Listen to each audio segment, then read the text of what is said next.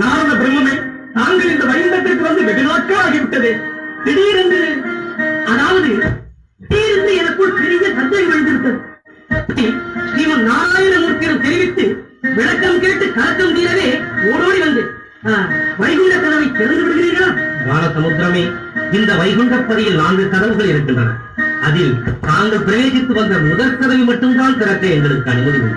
அப்படியானால் மற்ற 3 கதவுகளையும் திறப்பது யார்? சுவாமி, மற்ற 3 கதவுகளும் ஐயனை தரிசிக்க வருகின்றவர்களே, அவர்களின் தன்மையை பொறுத்து தன்னிச்சையாக திறந்து விடும் என்று சொன்னார்கள். இது என்ன வினோதமாக இருக்கிறது? இன்று வரை இந்த வைகுண்ட பதியில் ஒரே கதவை இருப்பதாகத்தானே நான் நம்பிக் கொண்டிருக்கிறேன். மன்னிக்க வேண்டும் சுவாமி, பல்லாண்டுகளாக இந்த வாசலில் காவல் புரிந்து வரும் நாங்களும் அப்படித்தான் நம்பிக்கொண்டிருந்தோம். என்றும் இல்லாதபடி எம்பெருமான் எங்களை அடைத்து மற்ற 3 கதவுகள் இருப்பதையும் அதன் தன்மையும் எடுத்துச் சொல்லி, நாரதன் என்று என்னை தரிசிக்க வருவான், வந்தால் அவரிடம் இதில் விவரத்தை எடுத்துரையுங்கள் என்று ஆணையிட்டார். எந்தவித சந்தேகத்தையும் மனதில் வைத்துக் கொண்டு இறைவனிடம் செல்லக்கூடாது என்பது சரியாகிவிட்டது.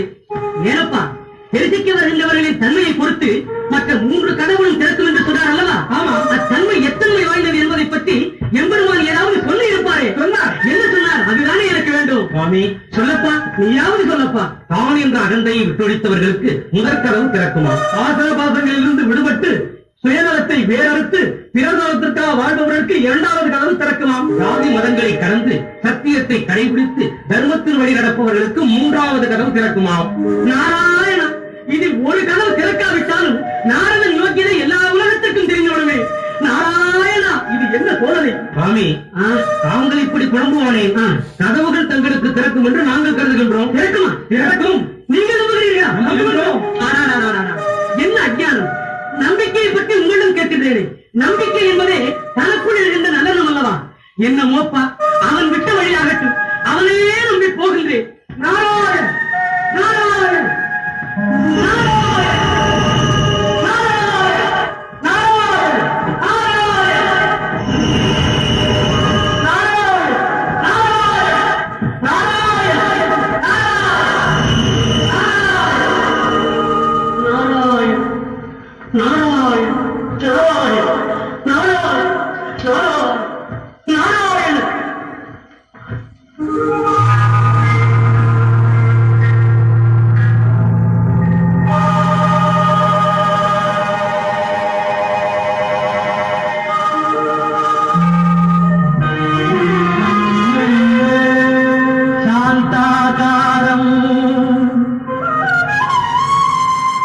ஜகஜயனும்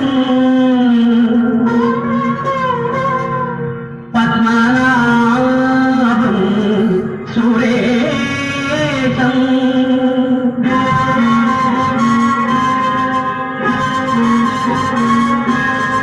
விஸ்வாகாரம் ககனசதிருஷம் மேகவர்ணம் சுபாங்கம்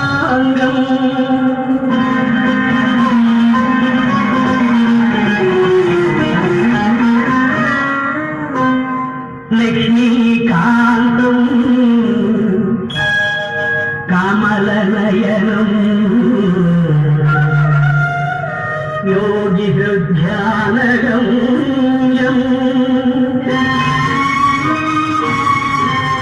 வந்தே விஷ்ணு பவபயஹரம்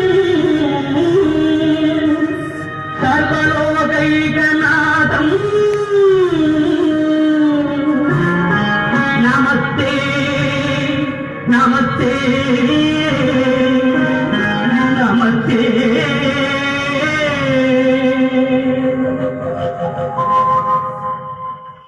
நாரதா, நலந்தானா? நலவரும் நலமே. தங்கள் அருள் இருக்கும் வரை என் நலத்திற்கு என்ன குறைவு? ஐயனே, எளியனுடைய வேண்டுகோளை ஏற்க வேண்டுகிறேன். என்ன அது? தர்மத்தின் வழியே பூலோகத்தில் தர்மம் தலைகீழாக போய்க் கொண்டிருக்கிறது. நேர்மையும் நீதியும் நிற்க இடமின்றி நிலை தடுமாறிக் கொண்டிருக்கிறது. அன்பு என்ற பதம் வெறும் அலங்கார சொல்லாகிவிட்டது. காப்பிக்கு அளிக்கப்படும் மரியாதை கடமைக்கு அளிக்கப்படுவதில்லை. பொய்யான விளம்பரத்திற்கு கிடைக்கும் புகழும் போற்றுதலும் மெய்யான உழைப்புக்கு இல்லை. வெறும் பேச்சுக்கு அளிக்கப்படும் பட்டமும் பதவியும் உண்மையான தொண்டுக்கும் சேவைக்கும் இல்லை. இதற்கெல்லாம் காரணம் தேவதேவா, தற்சமயம் பூலோகத்தில் வணங்க வேண்டியவர்கள் வணங்காத காரணத்தால் மதிப்புக்குரியவர்கள் மதிக்கப்படுவதில்லை. இப்படியே போய்கொண்டிருந்தால் தர்மம் தலை சாய்ந்து விடாதா? கவலை வேண்டாம் நாரதா. தன்னலமற்றவர்களும் தியாகிகளும் மகாத்மாக்களும் அவ்வப்போது பூலோகத்தில் தோன்றுவார்கள். அவர்கள் பார்வையாலும் சேவையாலும் அனைத்தும் சீர்பட்டுவிடும். இறைவா, நான் சொல்லுவது சரியோ தவறோ, இப்பொழுது பூலோகத்தில் நடக்கும் அலங்கோலத்தை பார்த்தால் எத்தனை மகாத்மாக்கள் வந்தாலும் அமைதி ஏற்பட வழியே இல்லை. பரம்பொருளான தங்களுடைய நேரடி பார்வை பட்டால்தான் நிலைமை கீழடை. ஒரு முறை அல்ல, 10 முறை 10 அவதாரங்கள், அதாவது தசாவதாரம் எடுத்து தர்மத்தை காப்பாற்ற முடிவு செய்திருக்கிறேன். எப்பொழுது என்பது எளிய தெரியலாமோ? ஏதோ ஆரம்பமாகிவிட்டது.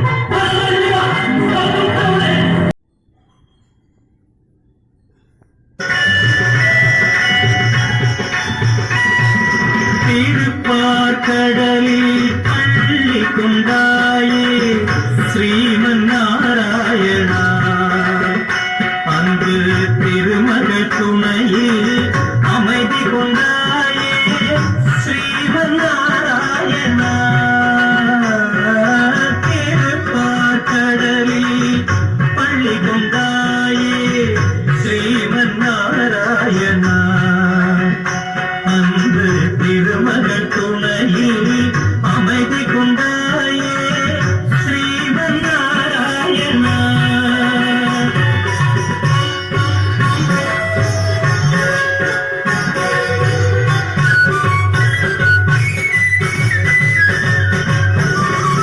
உலகினை பாய்போர் கொண்டவன் நீயே ஸ்ரீமன் நாராயணா, அன்று உடலுடன் நடந்த கண்ணனும் நீயே ஸ்ரீமன் நாராயணா.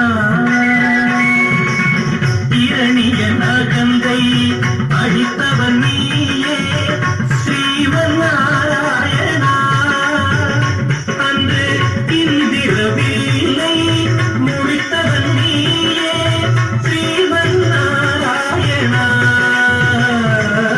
திருப்பார்கடலில் பள்ளி கொண்டாயே ஸ்ரீமன் நாராயணா, அன்று திருமகள் துணையில் அமைதி கொண்டாயே ஸ்ரீமன் நாராயணா.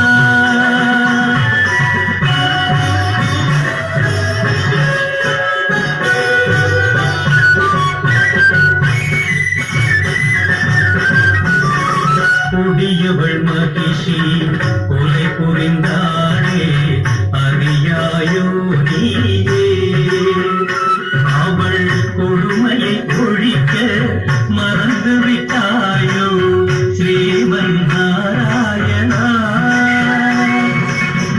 தேவர்கள் உந்தன் குழந்தைகளன்றோ மறந்தாயோ நீயே, தெய்வ முனிவரை காப்பதற்கென்றே வருவாயோ நீயே.